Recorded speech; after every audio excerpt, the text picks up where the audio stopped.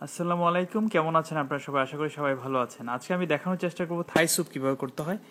আপনারা Thai soup অনেক খেয়েছেন হয়তো বাংলাদেশে যে স্যুপ করা হয় চাইনিজ রেস্টুরেন্টে, ওর উপরে আমার কোনো স্যুপ এতটা ভালো লাগেনি। আমি বাংলাদেশের স্যুপটা খুবই ভালো লাগে আমার। আপনি যে যাই বলুন না কেন, বাংলাদেশের স্যুপটা আসলেই অতুলনীয়। অনেকের অনেক মত থাকতে পারে, ওটা ডিফারেন্ট কথা, কিন্তু আমি আসলে পার্সোনালি বাংলাদেশের স্যুপটা আমি খুব ভালো লাগে আমার। আর যাই হোক, আমি আজকে দেখানোর চেষ্টা করব। আপনি কাইন্ডলি আপনার ফেভারিটসে অ্যাড করে রাখলে পরবর্তীতে যখন আপনার করতে চাইবেন, প্রিপেয়ার করতে চাইবেন, তখন এটা ইজিলি পেয়ে যাবেন। তো কাইন্ডলি ফেভারিটসে অ্যাড করুন। আর আপনারা যদি লাইক বাটন হিট করেন, তাহলে আমি বুঝতে পারবো যে কী পরিমাণ লোকে আসলে লাইক করছে। তাহলে আমি আরও মোটিভেটেড হয়ে আরও অন্যান্য স্যুপের রেসিপিগুলো হয়তো দেখাবো। তো কাইন্ডলি লাইক বাটন হিট করুন। আমরা আগে এর ইনগ্রিডিয়েন্টসগুলি দেখিয়ে নিন। এখানে দেখতে পাচ্ছেন যে যে উপকরণ ইউজ করছি। এখানে থাই স্যুপের আপনার মনে রাখবেন, থাই কুকিংয়ের ফিশ সসটা ওদের খুবই, আমি বলবো যে ওয়ান অফ দ্য কমনেস্ট আপনার ইনগ্রিডিয়েন্টস। এটা দেখতে পাচ্ছেন আমি ফিশ সস নিয়েছি। আপনার ফিশ সস পাবেন এখানে আমেরিকান দোকানেও পাবেন বা এশিয়ান দোকানগুলিতে পাবেন। লেমন গ্রাস, আপনি যদি এ ধরনের লেমন গ্রাস পেয়ে থাকেন খুবই ভালো, আর যদি পেয়ে না থাকেন আপনি এরকম টিউব কিনতে পারেন। এখানে দেখতে পাচ্ছেন এটা কোকোনাট মিল্ক। আপনি কোকোনাট মিল্ক যদি না পেয়ে থাকেন, সেক্ষেত্রে আপনি কোকোনাটের এই যে সাদা অংশটা আপনি ব্ল্যান্ড করেও করতে পারেন। এটা জাস্ট ফুড প্রসেসরে ব্ল্যান্ড করলেও আমার ধারণা অনেকটা কাজ দিবে। এখানটায় আপনি দেখতে পাচ্ছেন চিলি পেস্ট। আর চিলি পেস্ট এটা জাস্ট এটা আপনি নিজেরাও করতে পারেন বাসায়, মরিচের পেস্ট। আরেকটা হচ্ছে, এটা যদি না থাকে তাহলে এই ক্রাস্ট পেপারও করতে পারেন। আমি ক্রাস্ট পেপারটা ইউজ করছি। এটা জাস্ট মরিচ গুঁড়ো করে দেওয়া, কিন্তু দেখা যাচ্ছে একদম গুঁড়ি না, একদম পাউডার না। এখানে এখানে দেখতে পাচ্ছেন। আর এখানটায় আপনার টমেটো সস তো কিনতে পাওয়া যায়। যদি কি আপনার বাংলাদেশি যদি হয়ে থাকে, সেক্ষেত্রে আপনি টমেটো সস জাস্ট টমেটো ভর্তা করে আপনার বিচিগুলো আলাদা করে আর উপরে চামড়াটা আলাদা করে একটু ভর্তা করে দিলেই হয়। আর একটু আপনার ফুড প্রসেসর বা ব্লেন্ডিং মেশিন ইউজ করতে পারেন।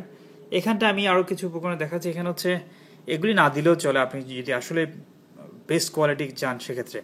এটা হচ্ছে মাশরুম। মাশরুম বাংলাদেশেও এখন পাওয়া যায়, অ্যাভেলেবেল। আমি বলবো মাশরুম তো শরীরের জন্য খুবই ভালো। আমাদের প্রফেটও পছন্দ করতেন, হয়তো আপনারা জানেন, ওনার একটা প্রিয় খাবার ছিল। একটা ইনফরমেশন দিলাম। আর এখানটা হচ্ছে টোফুর মধ্যে আপনি একটু চেষ্টা করবেন ফার্ম টোফু। এখানে দেখতে পাচ্ছেন ফার্ম টোফু আপনি যদি পেয়ে থাকেন ওটাই করবেন, ওটাই নেবেন। এখানটা আমি আপনারা দেখতে পাচ্ছেন চিংড়ি মাছ কুচি কুচি করেছি। এখানটায় হচ্ছে আপনি দেখতে পাচ্ছেন এগ। আমি ভালো মতো মিক্স করে ফেলবেন ইয়কের সাথে, আপনার হোয়াইট পার্টটা ভালো মতো যেন মিশে যায়। আর এখানে এবার দেখতে পাচ্ছেন যে লবণ লাগবে অবশ্য। আর এটা হচ্ছে আপনার গোলমরিচ আমি ক্রাশ করে দিব। এখানে হচ্ছে লেমন জেস্ট আমি কীভাবে করেছি, এটা লাইম, কিন্তু ছোটো একটা লাইমের উপরে আমি আস্তেই করে এখান থেকে নিয়ে ফেলেছি এর উপরে এটা ফ্লেভারে খুব কাজ দিবে। তবে আপনারা মেক শিওর করবেন বেশি ভিতরে যাবেন না, কারণ এই বেশি ভিতরে গেলে আপনি এটা একটা গন্ধ লাগবে, এটা বিটার টেস্ট হবে। ওই জন্য আপনি এখানে আমি পরিমাণটা দেখুন। আপনি লেমন গ্রাস আপনি বলতে পারেন 1 টিস্পুন নেবেন। এখানটায় তাও 1 টিস্পুন জিঞ্জার, এগুলি আদা আপনি পেস্টও দিতে পারেন। এখানে ওই যে লেমন জেস্ট যেটা নিয়েছিলাম লেমনের উপর থেকে, ওটাই দেখতে পাচ্ছেন এখানে ছোট করে কুচি কুচি করে খুবই পাতলা করেছি আমি, এটা অবশ্যই পাতলা করবেন। আর এখানটায় হচ্ছে আপনার মরিচ না, এটা পেঁয়াজ পাতা বাংলাদেশে অ্যাভেলেবেল, আপনারা সব জায়গায় পাবেন। এখানে 1 চামচ আমি পেস্ট নিয়েছি, টমেটো সস নিয়েছি। আর এখানটায় হচ্ছে আপনার ওই যে ব্ল্যাক পেপারের গুঁড়ি করেছি, মানে গোলমরিচ গুঁড়ো। আর লবণ তো লাগবেই। আসলে আমরা দেখি পরবর্তীতে কী করতে হবে। আমি অনেক বড় ফ্রাইং প্যানে দেখাচ্ছি দেখার সুবিধার্থে, না হয় অন্য সময় হলে আমি হয়তো অন্য পাতিলে করতাম। এখানে দেখুন আমি প্রথমেই দিয়ে দিচ্ছি আপনার কোকোনাট মিল্কটা দিয়ে দিলাম। কোকোনাট মিল্কটা একটু বয়লিং পয়েন্টে এলে আমি লেমন গ্রাস আর এখানে জিঞ্জার দিব। আপনার বলে রাখি, এখানে থাইল্যান্ডে কিন্তু গ্যালেং সম্ভবত বলে, এটা একটা জিঞ্জারের মতো, ওটা দিয়ে ওরা করে থাকে, কিন্তু আমরা সাবস্টিটিউট করছি জিঞ্জার দিয়ে, কারণ ওই উপাদান আপনার পাওয়া টাফ, কোথায় পাবেন। তবে এটা জিঞ্জার দিয়ে, আপনার আদা দিয়ে এটা সাবস্টিটিউট করা হয়। একটু ওয়ার্ম হয়ে আসছে, আপনারা দেখতে পাচ্ছেন এখানে একটু বুদবুদ দেখা যাচ্ছে।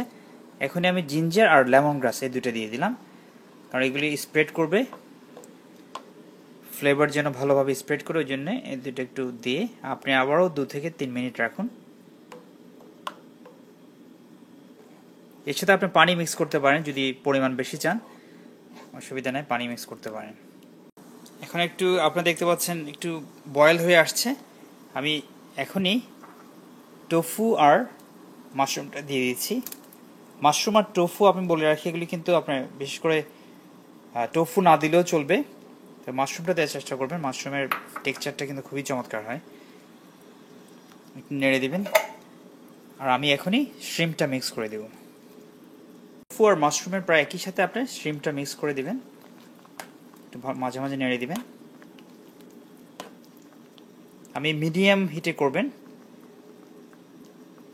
পুরো রেসিপিটা মিডিয়াম হিটে হবে। এখন আস্তে আস্তে আপনি ইনগ্রেডিয়েন্টগুলি দিয়ে দিন। এখানটায় গোলমরিচ গুঁড়ো, মরিচ পেস্ট আর লেমন জেস্ট,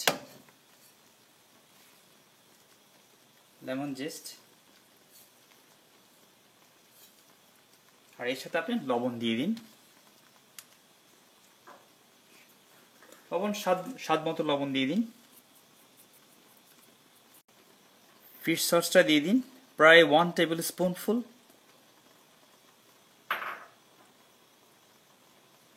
এরপর এগটা আপনি একটু দিয়ে, এগটা আপনি যখন দিবেন তখন পুরোপুরি এভাবে সিঙ্গেল থ্রেডে দিয়ে আপনি নাড়তে থাকবেন যাতে এক জায়গায় না পড়ে।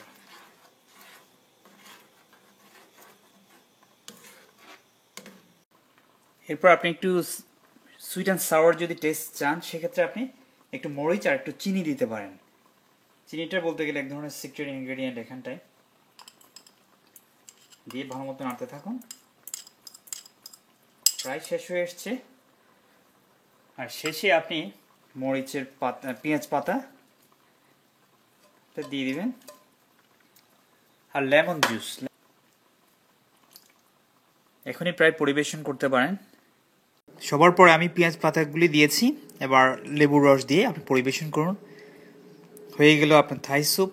আমাদের অনেকেরই প্রিয় থাই স্যুপ। খুবই চমৎকার হয়েছে, আমি খেয়ে দেখেছিলাম। আমি শুধুমাত্র বলার জন্য বলা কিংবা ভিডিওতে বলতে হবে বলে বলছি না, খুবই চমৎকার হয়েছে। আপনারা ট্রাই করুন। এটা একটু আপনার অনেক হয়তো পরিশ্রম হবে, কারণ কি এখানটায় অনেক ইনগ্রেডিয়েন্টস জোগাড় করতে হতে পারে, কিন্তু ইটস ওয়ার্থ ইট। আপনি সব কিছু করার পর যখন খুবই ভালো হবে, আপনার ভালো লাগবে। আর আপনি এখানে একটা কথা বলি, আমি অনেকে বলবে বেজেল লিভ দিতে, আমার কিন্তু বেজেল লিভ ছিল, তারপরে আমি দেখাচ্ছি, কিন্তু বেজেল লিভ ছাড়াই ভালো হয়। আমি দেখলাম ইউরোপিয়ান কিছু না এনে, এই খাবারটা হচ্ছে মেইনলি এশিয়ান ফুড, এটা ওরিয়েন্টাল ফুড। আমি ওই জন্য আর বেজেল লিভ দিলাম না, বেজেল লিভ দিতে হয় না, এমনিতেই খুব চমৎকার হয়েছে। আর ডেকোরেশনের ক্ষেত্রে একটা কথা বলি, আপনি চিকন যদি কোনো কিছু থাকে ওটাকে লম্বা রাখবেন। অনিয়ন লিভস যদি যেটা এরকম চিকন হয় একটু লম্বা রাখতে পারেন, আর বাকিগুলি আপনি ছোট রাখলেই হয়। আর উপরে একটু শেষ দিকে উপরে দিবেন যাতে করে এটা কালারটা অক্ষুণ্ণ থাকে। আপনি দেখতে পাচ্ছেন এখানে গ্রিন কালারটা খুবই চমৎকার দেখাচ্ছে। আর আমি একটু দেখাই আপনাদের কীরকম হয়েছে, নিচে একটু দেখাই।